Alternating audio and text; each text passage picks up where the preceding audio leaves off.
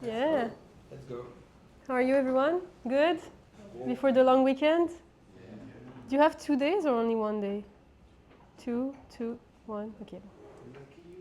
Lucky you for the 2. All right. Welcome back to the 4th session of the 6th session for the ACE group study. Today, so we start at 5:45. It's a bit later, but it's okay. Then we'll do the first segment. It's still Benjamin today, like last time. Then we'll have the food break at 6:40, around 6:40. Then still Benjamin, and then we'll wrap up and do the next steps. Code of conduct, I think you'll know it by heart by now. Yes, at Google Developer Group we follow this. If you have any problem, come find us. We're a bit of an army tonight. The organizers, so Stacy is not here tonight, but we have Florian, César, Arunesh, and myself, Raphaël. Good? Okay. A big thank you to our partners, Davidson, where we are in their office tonight, Google Cloud and Telus Digital. If you want to share your pictures, it's always appreciated. We also have a Discord. I think you already scanned this. Workbook. I think you already have it too. Don't forget to use your Google Cloud skills and credits. It's pretty useful for training and labs and all that. It's pretty well built. The labs are fun, so go ahead and do them. And now I'll give the floor to Florian, who's going to do the recaps. It's going to be pretty quick. Just, if you haven't seen, Stacy is not here today. He did not quit. It's just he didn't feel very well today, so we will try to handle the first part with Raphaël. Just if I want to change slides, just a quick recap regarding our 3 first sessions. The first one, what have we seen?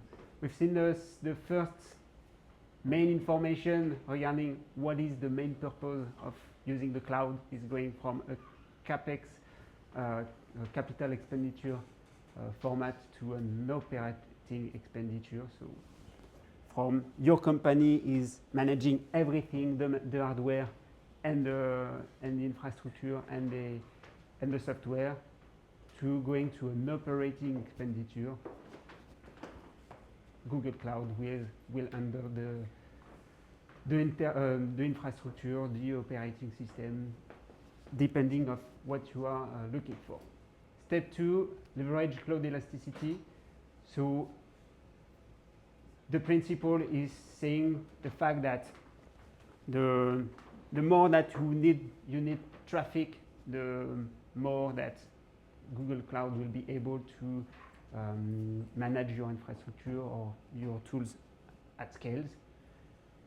Then what is the thing? Yes, establishing the resource strategy. So that we have seen that everything is on the top level is the organization. Then we have the folder, the project, and inside your project you have your resources. The main information that configuring IAM is super important to keep your application safe. Thank you. So using security everywhere. Grant least privilege access. So it is the main same principle. Identify project attributes. Enabling interface and APIs, so we played a little bit with the Google Cloud Console, the shell, etc. So this is still important to using the shell for your certification. So keep playing with the tools before taking your certification. Manage billing and observability, so how the billing works, and follow the study plan. What are the main things to follow to get certified? Then session 2, there's compute architecture as selection, so the infrastructure spectrum. So from YAS to PaaS and SaaS. So if you want to choose between YAS, PaaS, or serverless logic, you want to manage your own infrastructure or you want to manage only your application. Container architecture, so yes, the principle of using containers application by what was the name? CAAS, legacy VM migration, real-time dashboarding. I'm very fast because we have many things to check today with Benjamin. And session 3 recaps, compute serverless strategy. What was the thing that we did last time? Yes, we played a little bit with compute engine, Google Kubernetes using GKE, data storage architecture, economical, cloud SQL, blah, blah, blah, blah, patati patata, as you said, Benjamin. Networking and connectivity. Yes, we play a little bit with VPCs. And I think we are good. And yes, we used a little bit of YAML tools by deploying things with Terraform. Before going to the session of today, do you have any questions regarding the last 3 sessions that we have? If you have any questions, Benjamin is here to answer. César is here too. And Arunesh and Raphael. Don't hesitate, guys. That's the moment if you have some pending question about the last session. No Cool. question? Oh, good. Yeah. Okay. So today we have a big session with a bunch of stuff to see together. So last time we just end the session with Cloud Function, the service that can handle some event-driven mechanisms to just compute and do your logic after an event is appearing on your system.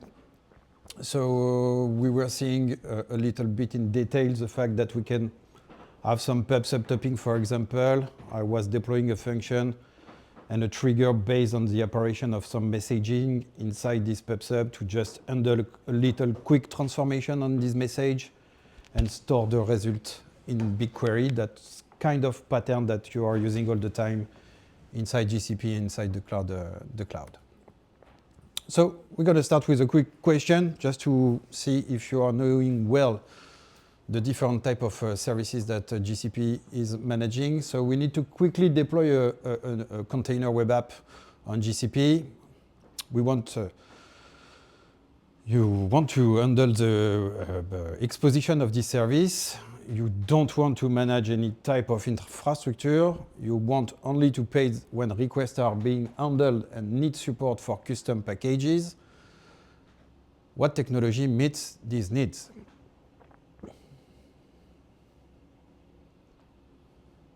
Anyone? I would say D. You say what? D. Cloud Run function. Another one?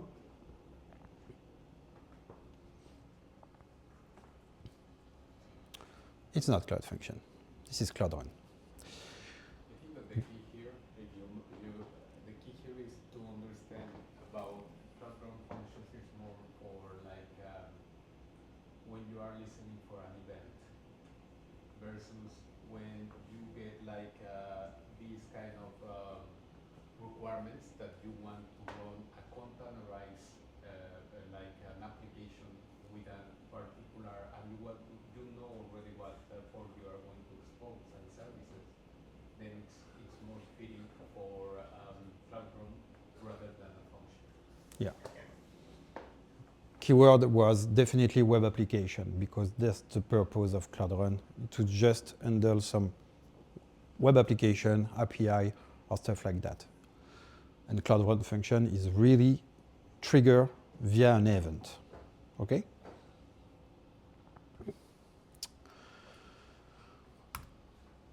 I'm going to share my screen and go to the web console. Web application, Cloud Run function, just launching scripts. Just to handle the execution of your code logic based on a specific event. It can be the apparition of a file on a bucket, a message on a PubSub topic. GCP is providing a bunch of connector and a bunch of events who are specifically GCP based, but they're also handling a cloud event who is based on cloud native foundation. So basically, if you are playing with Kubernetes and stuff like that, GCP is really open source mind, and you can handle some event based on Slack, MS Teams, Kafka messages, whatever the kind of event we can see inside the open sources solution. Because my point is just by reading the questions, Yep. it was saying running a web application. Yeah. Cloud function is not used to launch a web application. No, this is not the purpose of Cloud Function. Cloud Function is just to handle the entry point of your software logic. Okay? Yeah, a function, a script, a little tiny program that can manage just one microservice function with just do some transformation on the demo. It was a transformation. We have some input in terms of a JSON file arriving on the PubSub as a message. And the logic on Python was just to transform this JSON message and to store it inside BigQuery and the dedicated table. Cloud Run services is just to handle a web application. It can be a web application and an API also, but it's really dedicated to handle some web traffic finally. So we're going to deploy a little Cloud Run service to just see all the parameters and the functionality that we can just do inside this service. So I have a registry inside GCP. You can create an artifact registry. You can handle some npm Python library. You can handle some Docker image registry. And for example, here I have a registry Docker repo with my Docker image with a symbol web. And I have a dedicated tag just on this image. I'm going to do some configuration, basic configuration. Cloud Run is a regional service. It's not globally managed. It's regional. What does it mean? It means that each instance is replicated inside 3 zones inside this region. But you can think about a global application load balancer with multiple and the same service of Cloud Run behind this load balancer inside different regions. If your application is global, and you have users all around the world, you can do that. You can expose your Cloud Run services just behind the global load balancer and replicate this service inside all the regions that you want to handle your traffic. So here we can see that we have a managed endpoint URL with deterministic. This little information is the project number of my project ID. We see that in the session 1. Each project ID with unique have also a project number. And finally, we can see that we have the name of the region and the name of my services. So 2 model pricing inside Cloud Run. We can have the request-based billing. So we are only charged when we are processing the request, or instance-based. So the entire life cycle of instance is charged based on the CPU that you are going to give for each of your Cloud Run instance. Service scaling, really important. Scale down to 0. This is one of the great features of Cloud Run. App Engine standard is also scaling down to 0, but not App Engine flexible. It can be a question at the exam. We have an application, we need to scale down to 0 to reduce the bills, and so on and so on. What are the solutions that GCP is providing us? Cloud Run, App Engine Standard, and also the Cloud Run function. If we don't have event, we don't have any instance inside the Cloud Run function, and yes, we can scale down to 0. I can set the maximum number of instances. It's really important to think about that, because if you have a lot of traffic and you are giving a large maximum number of instances, you're going to pay a big bill. And maybe your services is well tuned and you need to handle also the number of connections on your databases finally. So it's a way of handling the number of connection pool behind the scene of your web application. We can also have some parameters regarding the type of ingress that we want to handle for our web application. It can be internal, so basically we can reach this web application just only inside our VPC. This is not publicly exposed.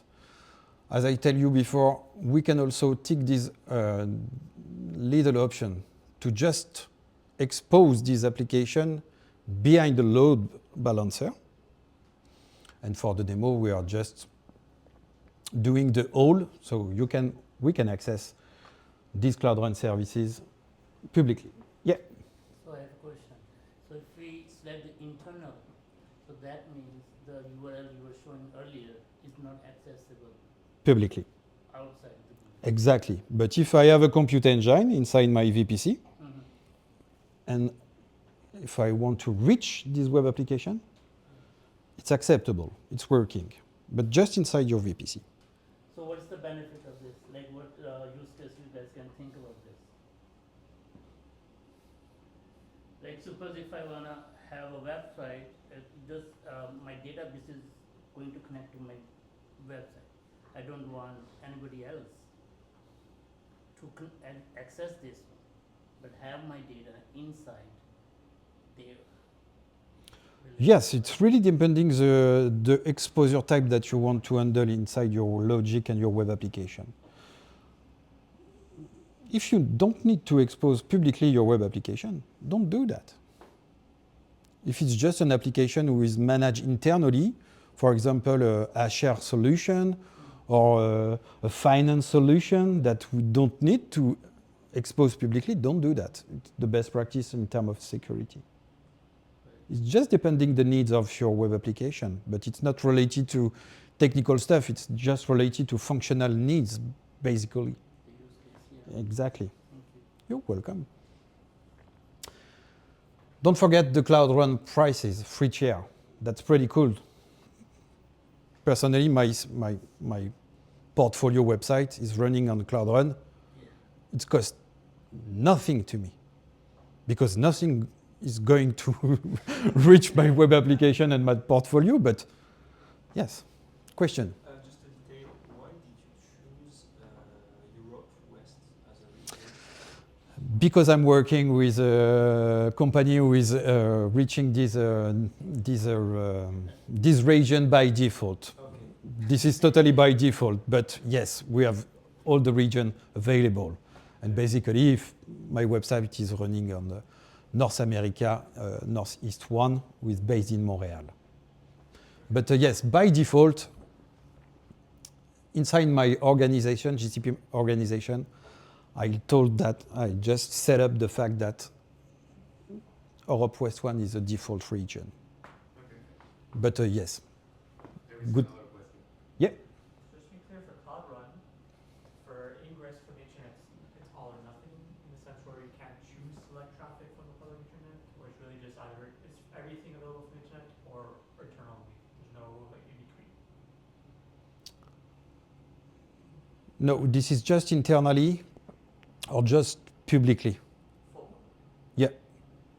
But you see that if I tick that, we have a switch.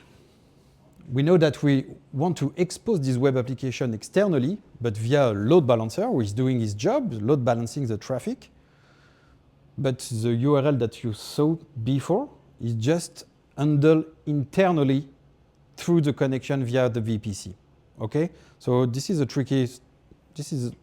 really tricky actually, but yes, this is the funny part, because yes, we are handling the traffic and the public exposure through a load balancer with a dedicated host name, with a public IP. We saw that the last station with the managed instance group. I deploy a template inside the VM. I put the instance manager just behind, on top of the VM, and after that I put an external load balancer to just handle the traffic and redirect the traffic at the compute level. Yep. It says external application load balancer. Yep. Still you go with the load balancer, right? Yes, true. External is just confusing. No. External application load balancer is dedicated to external load balancer. But we can also handle internal load balancer and exposing Cloud Run service through an internal load balancer. But internal means inside your VPC, inside your network, inside GCP. It just provides you like a more defense. For example, in the case that internal traffic gets on your VPC, but you also want to, maybe you have like a web app that you expose to external customers, and that you will be able to expose to firewall rules and for WAF in your load balancers. WAF stands for Web Application Firewall. Then you will be able to provide more granularity about, okay, I will only allow this domain or this IP address range to access my external balancer, and then there will be different services behind that. So Yeah. that is kind of how you can mix the internal traffic and also the external traffic. Does that make sense? Thank you. Here, we need to define, because we are deploying a web application or an API with package inside the Docker container. We need to just handle the fact that, okay, my container is exposing a port, a TCP port, and we need to just give him the right definition of the port. So basically, this web application inside my container is exposing the HTTP port. We can put a lot of stuff here. We can just define some container command, container argument. So if everyone knows a little bit about Docker, no funny stuff here. We can just define the memory and the CPU that we are using inside each instance of our service. This one is a new one. We can also, inside the Cloud Run, just put some GPU, for example. So I know some people that are exposing, for example, Olama with a great solution to handle some tiny model inside your own laptop, for example. So you can expose a model through Cloud Run, for example. But yes, it's going to cost you a little bit of money, for sure. Cloud Run is cool because we can just manage a multiple container inside one service, just totally like Kubernetes, finally. We can just manage the timeout, the number of concurrent requests per instance. They have two execution environments. So if you leave the default one, it's going to be the second generation, which is great because we can just handle some disk and network file system support. This is based on full Linux compatibility if you want to do some security Jedi mind tricks inside your computer. And this option is also really important. We're going to see that just a little bit later, but Cloud Run is cool because we are managing the exposure of one service, but we can just handle also a number of revisions for this service and do some tricky exposure pattern like Canary. I don't know if you know that. Imagine that we have our website, the V1. We are exposing publicly this web application, so the V1, and we want to just manage the exposure of 10% of the traffic for the V2 to just test if this application is working fine public facing for the V2. So basically, we can just add a lot of revision and do some canary release inside this service. So this is pretty cool to do. Ben, I want to add Yeah. something here. For the reasons, I have seen this question on one of the two certifications. So for the revisions, like as you said, the 10% we're gonna test. This question was literally on the examination. So which service gonna allow us? Is that App Engine or Cloud Run? You know, when you go through these questions, you will have clear idea. Hey, these two options are out. Only Cloud Run is the left one. That's Yeah. the only one. Good take. So, revision, and also I want to mention about secrets. If you Yeah. go a little bit up. Because when we go for the cloud Docker, I think they're Where are the secrets? up more. Yeah. No, this is not here. I think it's inside the security, for example. On containers, sorry. Go to containers. Okay. Yeah. Okay, here. Yes. Okay. So now Yeah. variable. So for the Docker, normally we don't have the env file, the environment file, right? So we add here, and then we have key, and then we have value. So my website has database connected, so all the information is right there, right? Because this is you're gonna. And the best part is if you see how here, I just noticed the other day, you just paste your env file here. It will automatically, you don't have to copy paste key and value, just paste it here on the web page. It will create variable key and value. Yeah. That was really cool. But don't use environment variable to just put your secret information. This is not a good practice to put the password inside the variable environment. In terms of security, this is not a good practice at all. You need to reference a secret, for example, and use it as a volume. This is the best practice in terms of security. Don't manage your secret information inside the env variable.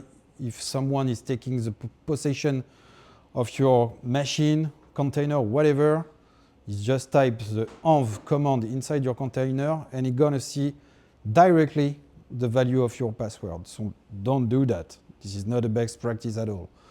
But yes, GCP has a service with secret manager.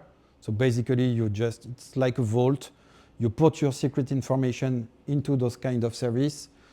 And yes, you can reference inside each GCP service the fact that, okay, my web application and my Cloud Run service can just pick the value of this access to just mount it as a volume. And as a volume, this is a great solution. I told you before. We can, for example, add a GCP bucket behind our container to just handle the static files or some stuff like that. So we can reference a volume with a secret, a bucket, an NFS. So NFS is a file sharing system solution which is managed by GCP. And this is the best practice in terms of security. So, okay, let's go create our website. This is pretty quick.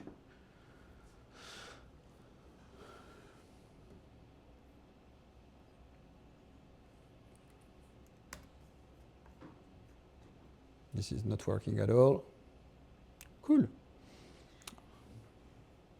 Why is this not working? I don't know. I think I don't choose the right version for Cloud Run. I'm going to just edit. We have the external access. No, I don't know, but no worries. I have a demo container. I'm going to show you maybe the revision. The port, can you review the port again? Yeah, the port, I think that we Ah, that extra. thanks. Good catch, guys. So basically, it was cool to have a bad demo. I can show you the fact that if I'm editing my website, I can just right now serve this revision immediately, and I'm going to do that to just have a working demo. But here inside Cloud Run, we can see that yes, we have many revisions, 2 revisions actually. And if I go there and I click on Manage Traffic, I can send all the traffic to the latest revision. I can send all the traffic to one specific revision. And I can split the traffic across multiple revisions and just unlink the percentage of the traffic that I want to just deliver inside each revision. That's a pretty cool stuff because those kind of delivery pattern, canary, blue-green deployment, I don't know if you know that kind of stuff, but it's a little bit tricky to implement sometimes. Cloud Run is managing directly those kind of feature. Still not. I don't know what's happening. Sometimes they take the URL to be able Yeah? to be exposed and we know the DNS. Okay. No worry. That's not a big deal. And we're in Europe, right? We're not in Europe, so Yeah, we need to replicate all the stuff. Cool.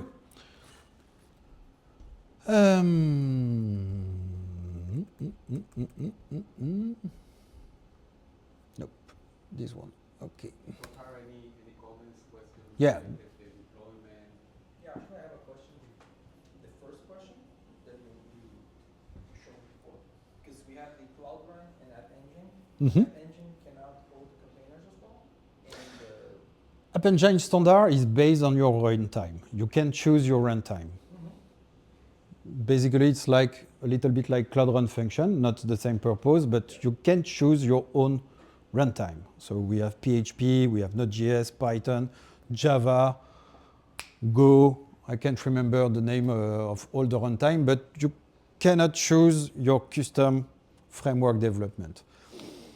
It's based on a compute engine under the hood, but we don't manage the underlying infrastructure. It can scale down to 0 with no traffic. That's pretty cool. You don't pay nothing. But yes, this is the first service GCP just reach as a release inside the GCP. App Engine Flexible is based on virtual machine who are running in a container inside this compute engine. So you can choose whatever you want. You need a Docker to just deploy App Engine Flexible, but it doesn't scale to 0. Okay, so Flexible, what both flavor of App Engine, you are not doing some stuff in terms of management of infrastructure. Standard can scale to 0. Flexible, no scale to 0. Flexible is based on Docker, so you can have whatever the framework you want to deploy on. Honestly, nobody use App Engine anymore. Okay?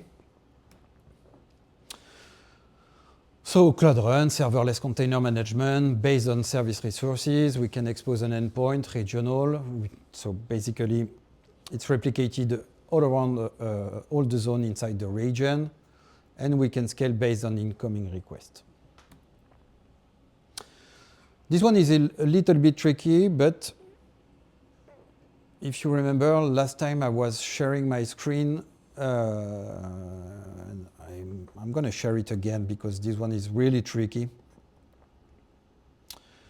But I want you to give you a little tips on this one. But you know what? Let's have fun. You need to analyze and act on files being added to a bucket. Your programming team is proficient in Python. The analysis you need to do take at most 5 minutes. We are implementing a Cloud Run function to accomplish our processing. And we need to specify a trigger resource pointing to our bucket. So how do we configure the trigger event parameter using gcloud?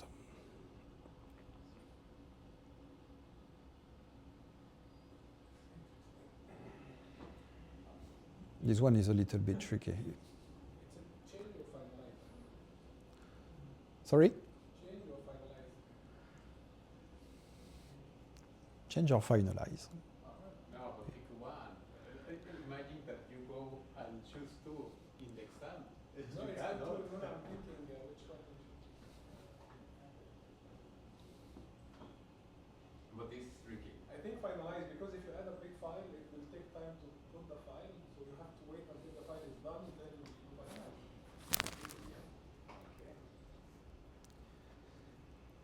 Yeah. Yeah. Last time it was not based on a finalized object inside the Google storage, but it was also the same verb. It was finalize, but inside the Google PubSub topic. So it was not the trigger event google.storage.object finalize. It was google.pubsub.messages.finalize. Yeah, this one is a little bit tricky. So Cloud Run function capabilities, serverless function execution, event-based. So the Cloud Run function is triggered when an event occurs. It can be blah, blah, blah. And yes, it scales by number of events received. Functions are stateless. It's very important. We cannot persist data inside those kind of services, okay? So yeah, typical event, trigger a Cloud Run function based on a finalization of an object inside the Google Cloud storage. Quick reminder of all the courses that you need to do. Deploying and implementing data solutions. So deploying data produce, Cloud SQL, Firestore. So Cloud SQL, managed service to handle your MySQL, Postgre, and Microsoft Server SQL Server.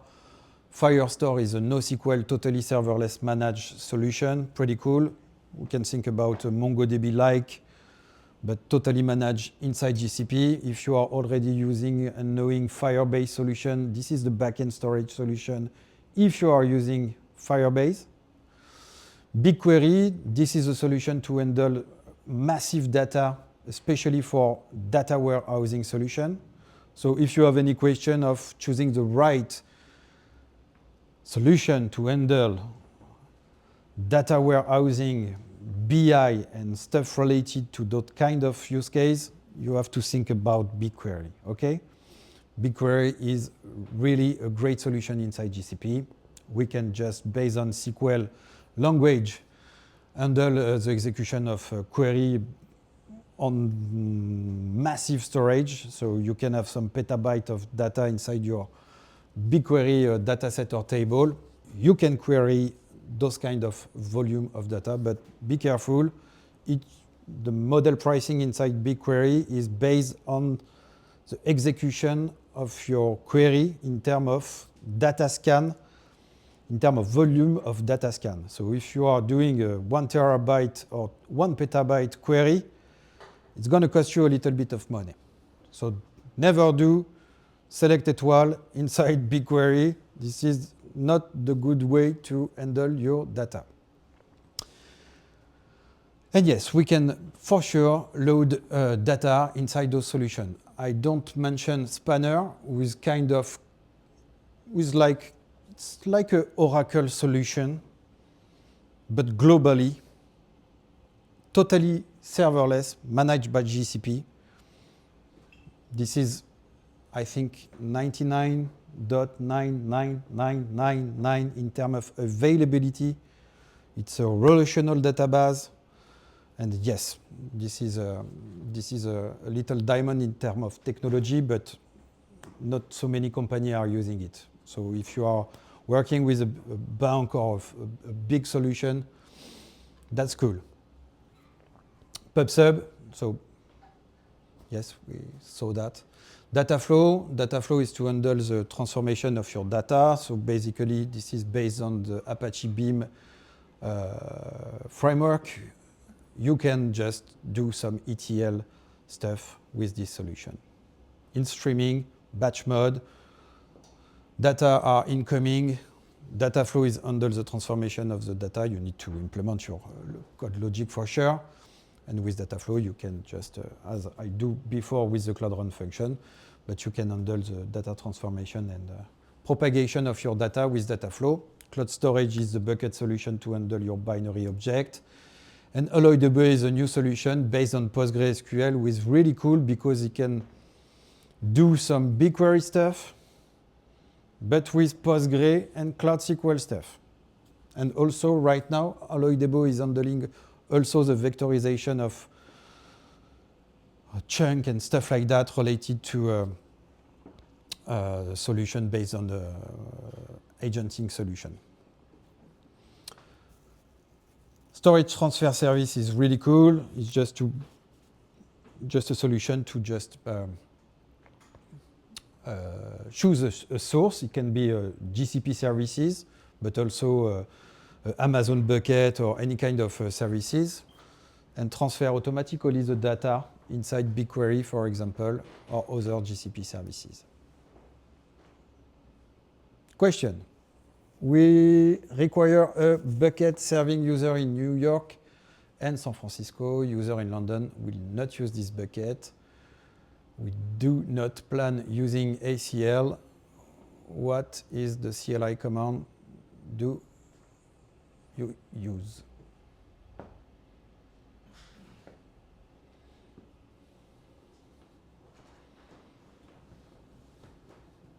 This one is also tricky.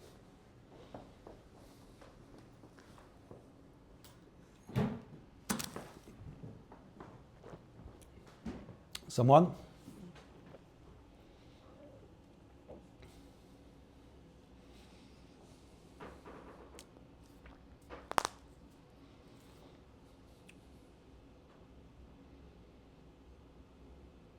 So definitely, we need to create a bucket. Are you agree with me, guys? Okay, so the first two are not especially creating bucket. The first one definitely not, because we are using gcloud storage and object. We are not doing some stuff regarding the object. The second one is a little bit tricky. gsutil is a command line inside the SDK. So when you are installing the SDK, you have the gcloud command line. You have also the gsutil command line. gsutil is just to manipulate buckets and object, but it's deprecated. Today, we do not use gsutil anymore. We are using gcloud storage, okay? You can have those kind of questions. And actually, if you are using the command gsutil, you have a big warning. gsutil is deprecated. Please use gcloud storage. And gsutil mb make bucket was effectively the right command to create a bucket. Specifying a multi-regional location and an option to turn ACL evaluation off. What do you think about this proposition? Okay. Run a gcloud storage bucket create command, but not specify -- location. And run a gcloud storage bucket create command specifying -- placement US East 1, Europe West 2. Someone? Under the assumption that if we don't specify location, it will give us a default region, so it might be C. This is the good answer. D is a trap. B is a trap too. But yes, C is the good one, because when you are using gcloud storage bucket create, you specify the name of your bucket, but if we are not specifying the location, we have the default one, and the default one is US. So basically multi-region, okay? You can set this option, placement, to do a dual region bucket, but the command is not exactly like that. I can show you.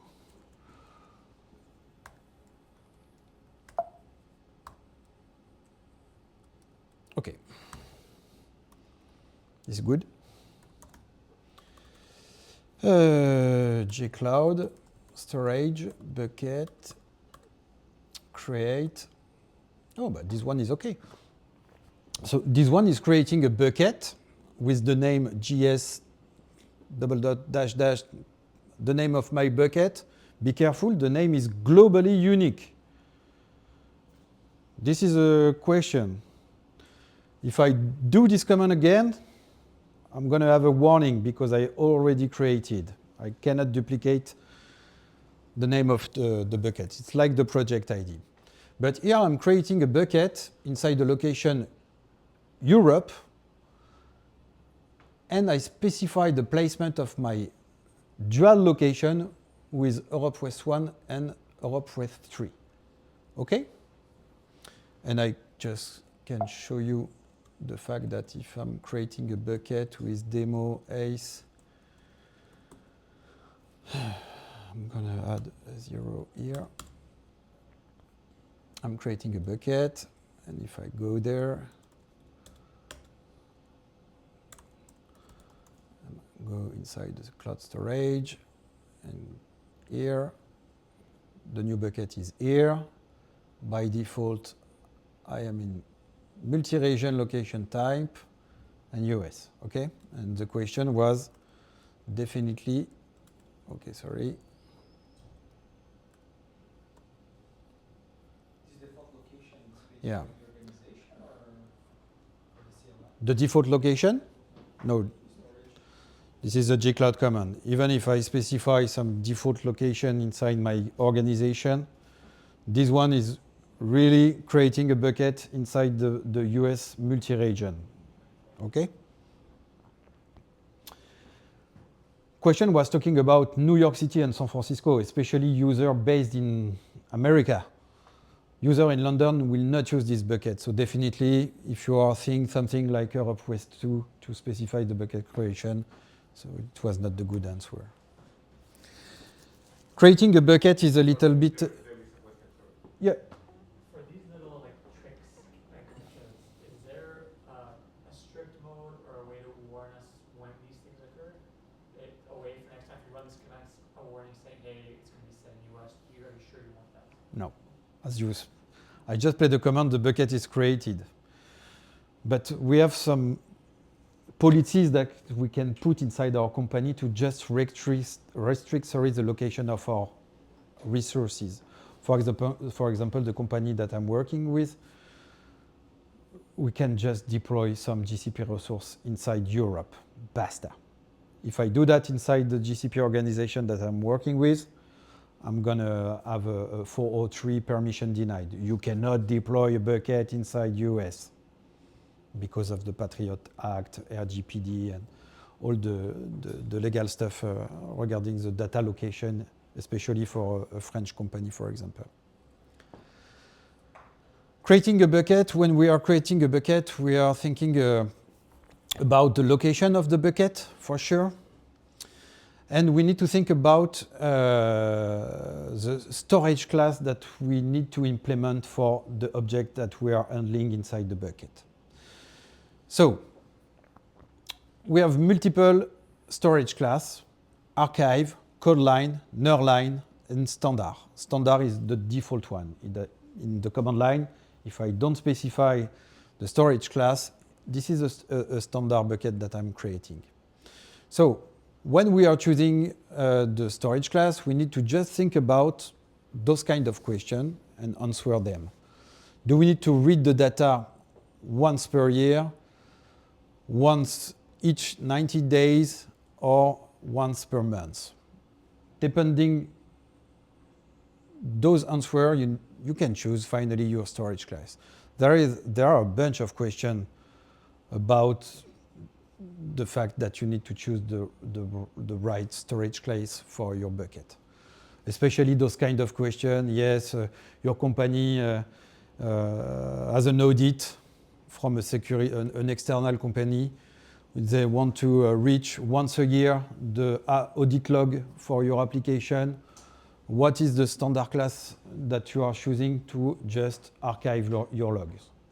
Those kind of questions are often in the exam. So you just need to remember those kind of stuff, okay? Buckets are pretty cool because, okay, we have storage class. So the billing depends on the storage class. If you are using an archive, definitely it's not cost you anything, or a little bit more than if you are using a standard class. But if you are using a storage archive class and you are downloading some object inside your bucket, the download action is going to cost you a little bit of money, okay?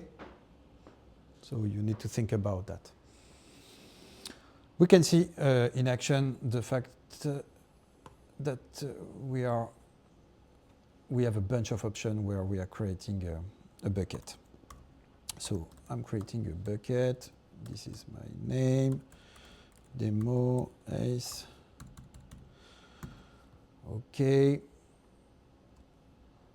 Label on resources are really important. We are not talking about the labels, but it's pretty cool to just manage the cost of each resources inside your project, okay? So putting some labels are pretty a good practice when you are deploying cloud resources, not especially in GCP. So location, multi-region, US. We can do some pretty cool features, so cross-bucket replication. So we are using a managed service with a storage transfer service. For example, if you need to back up your bucket with a cross-bucket replication, we can just choose dual region. I'm going to stand in the multi-region. And here, we can choose a default class. We can choose a new option with auto class. So auto class is a feature that is providing GCP to transition each object in different class mode depending of the usage that you do inside your bucket and with your object. So basically, if you are choosing auto class, for example, and GCP is just seeing that you don't access this bucket and this object every time, they're going to move the standard object to archive object, for example. So this is pretty cool because yes, we can switch object. We can switch class for a bunch of objects depending of a rule that we can define also manually. Those moves are paid, right? Usually. Sorry? When you move from standard to archive, you pay the transfer. No, we don't pay the transfer. It's just a changing class for those kind of objects. And we're going to see that, yes, we can just define some lifecycle rules inside the bucket to tell GCP that, okay, if our object was created 90 days before, we can just move into the archive class, for example, okay? So yes, we have a bunch of options here. We can also activate an option with the, I can't remember the name, sorry, with object versioning, which is pretty cool. So basically, if you want to just version some object based on the same name with different version, like a Git repository, for example, you can just activate the object versioning. You can put some retention to just lock the fact that nobody can delete those kind of the object inside your bucket. So yes, this is a great solution. And definitely, if you have some questions about, yes, we have a bunch of data, massive petabytes of data inside our on-premise data center, we need to choose a solution based on cloud storage to just put those kind of archive inside GCP. What is the cloud, the storage storage class that you need to choose? Archive, patati patata. Okay?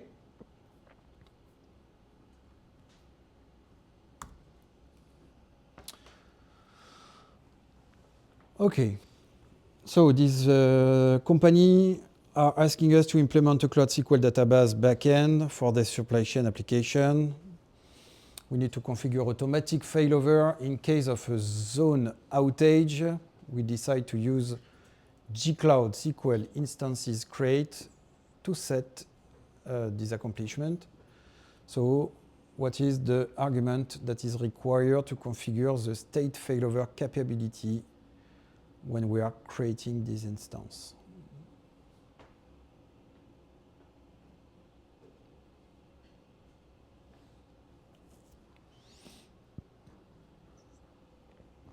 Someone?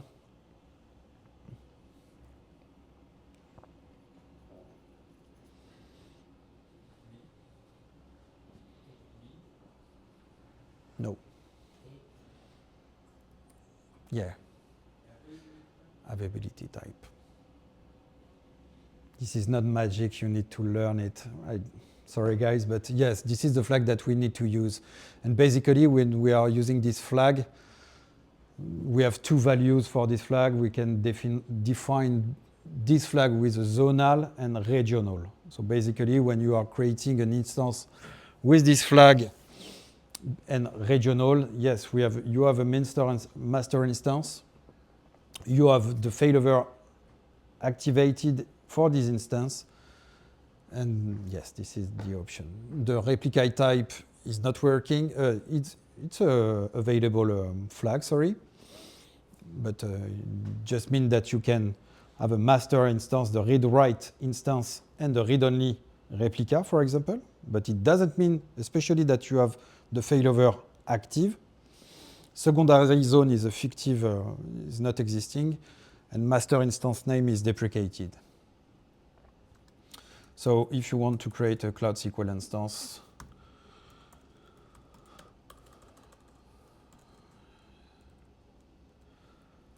okay, so this one is a little bit more complex than the slide provides us, but yes, I'm creating an instance, I give it a name. The flag -- project is very important because you need to specify like a namespace inside Kubernetes, inside which project you want to create your SQL instance.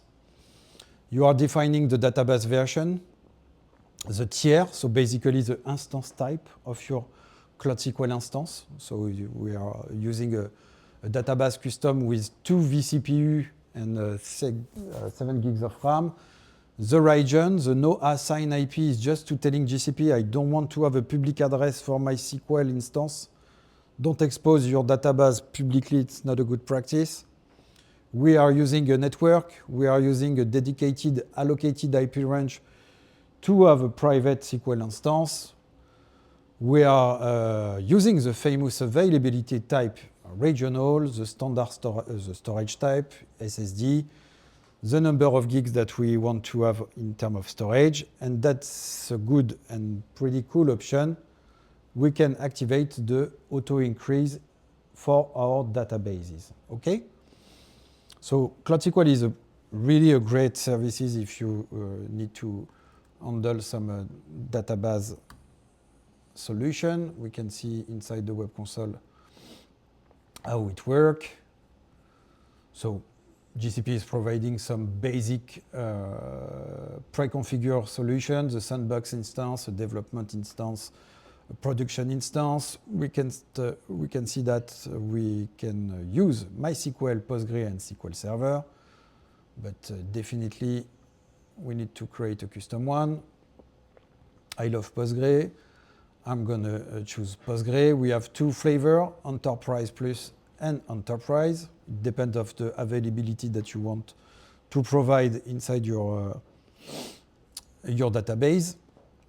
I'm gonna stand with the Enterprise one.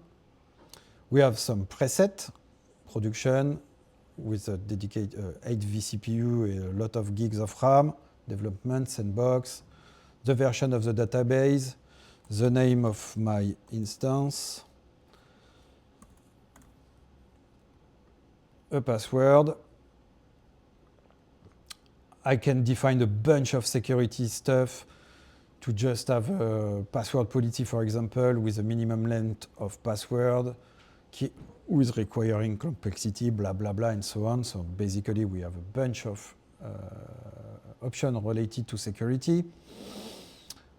Yes, we can use Montreal for sure. We can just have a single zone or multi-zone for high livability. We can specify the primary zone, and we have a bunch of other options. We can do some custom machine type to just fine-tune the sizing of our instance. Same stuff for the storage. We can have SSD or HDD, the storage capacity, the famous option that is pretty cool. We can encrypt the data. Everything is encrypted inside GCP, at rest or in transit. Everything is encrypted, okay? But by default, this is Google Managed Encryption key. Doesn't mean that GCP can have access to this key. It's very important, okay? But if you are working with company who have a strength constraint in terms of managing their own key, we can use a service with KMS for key management services. So basically, I'm using this one. Connection, do I need a private IP? What kind of private connection? We can see that a little bit later. And yes, don't tick this one. The public IP is not pretty a good idea. So basically, we have a bunch of options related to security. We can for sure activate some automatic backup. This is pretty cool. So you are defining your own schedule.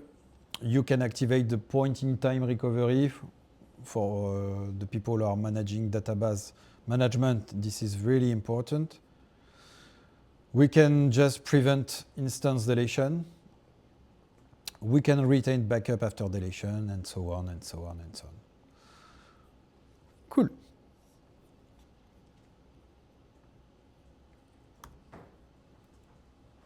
So, yes, Cloud SQL, Google service that manage a database instance for you.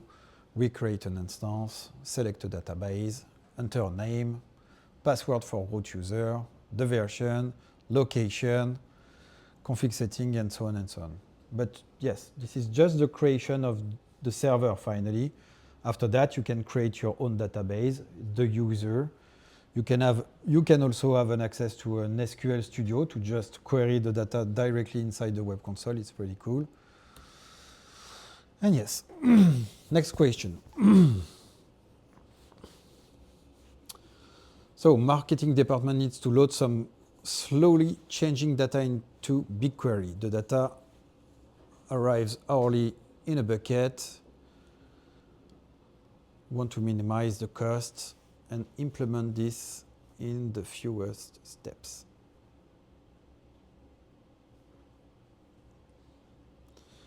So BQ load command in a command line script and schedule it with a cron.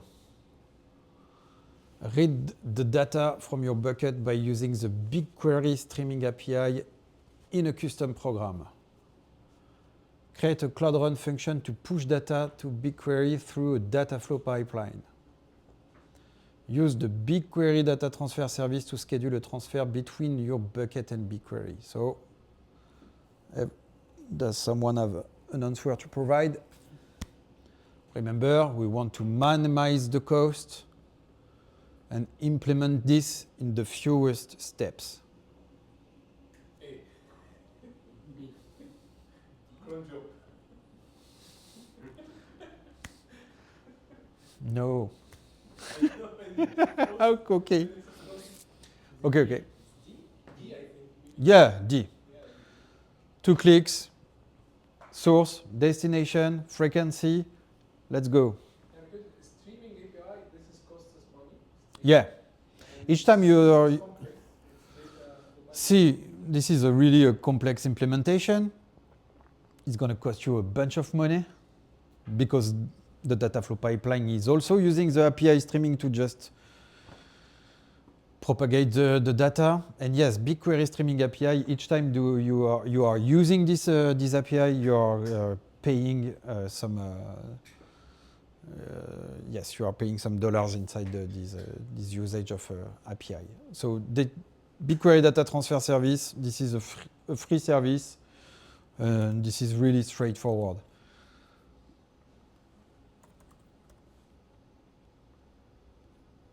BigQuery, here, data transfer, create a transfer. As I told you before, there is a bunch of source type, not especially GCP, Amazon, Azure Blob, yes, GA4 for those that are handling analytics data from their website, a bucket. So typically it was this kind of use case.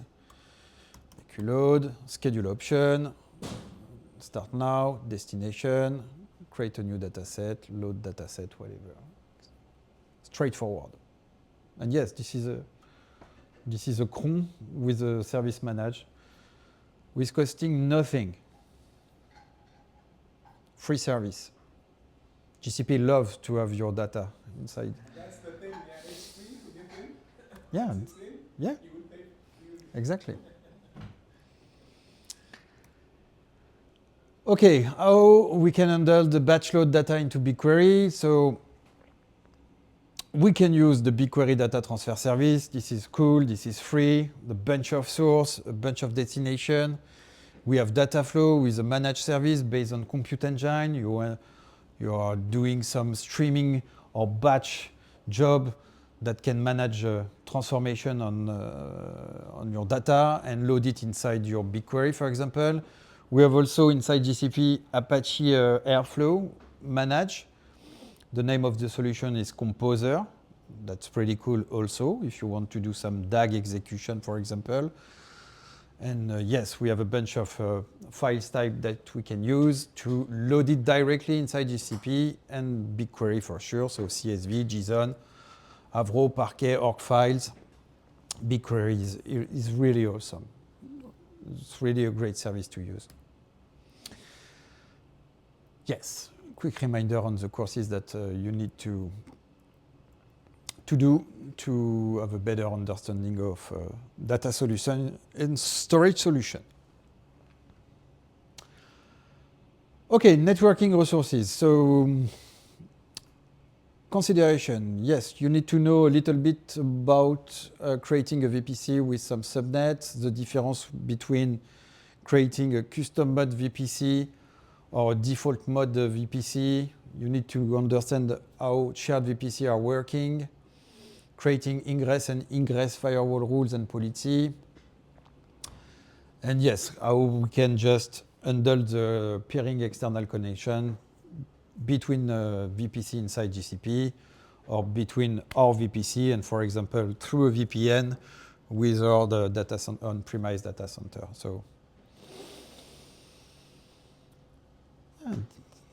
we start with a question, and after that, I'm going to see you how it managed inside GCP. Which VPC network types allow you to fully control IP ranges and the definition of regional subnet? Default project network, auto mod network, custom mod network, an auto mod network converted to a custom network. See? Yeah, see, custom mod. Custom mod. Okay, network is not especially super fun stuff to do, but yes, it's important to understand how it works. So, yeah. 5 minutes? Okay, perfect. So, creating a VPC, we need a name, a short description. We can set a bunch of information and parameters dedicated to the network, but yes, the first thing to understand is the subnet creation.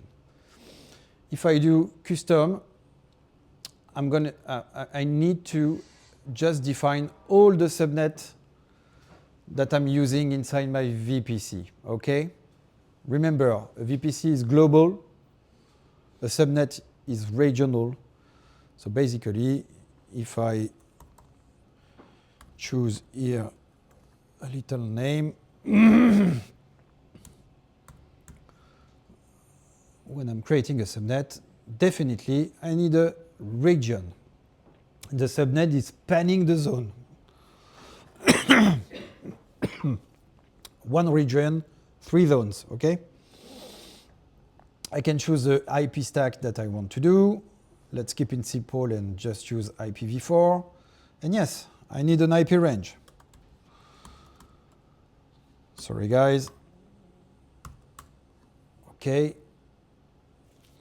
Secondary IP ranges are especially used when you are doing some GKE cluster, because inside GKE is based on node that are executing your pods. And finally, inside a cluster Kubernetes, and not especially GKE, but you need IP address for your node, you need IP address for your pod, and you need IP address for your services, okay?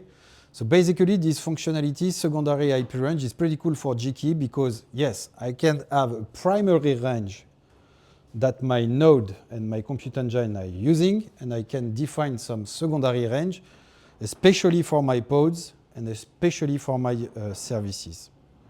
Little bit tricky, but I don't think you have those kind of questions inside the GCP. Private Google access is pretty cool. It's an option really important, and you need to have it inside each subnet. What does it mean?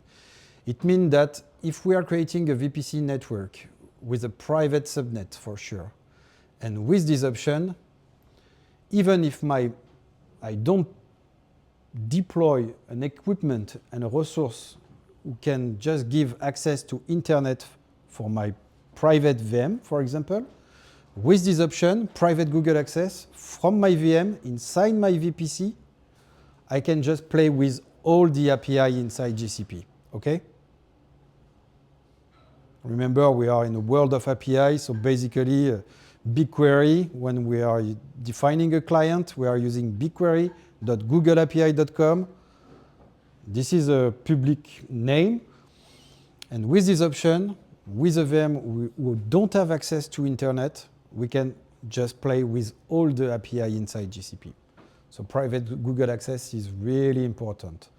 We can have flow logs, for example, to just have a bunch of information. And yes, GCP is proposing me some default firewall rules that I can implement inside my VPC. So firewall rules are based on target and destination, based on protocol that we can reach. We have two types, ingress or egress. And yes, for example, those two firewall rules are accepting the fact that I can just have a RDP connection to just make some terminal server access outside the world to my Windows machine inside GCP. This is definitely not a good usage in production. And same here to do some SSH connection, okay? Filter, this one stands for everyone inside, in the world.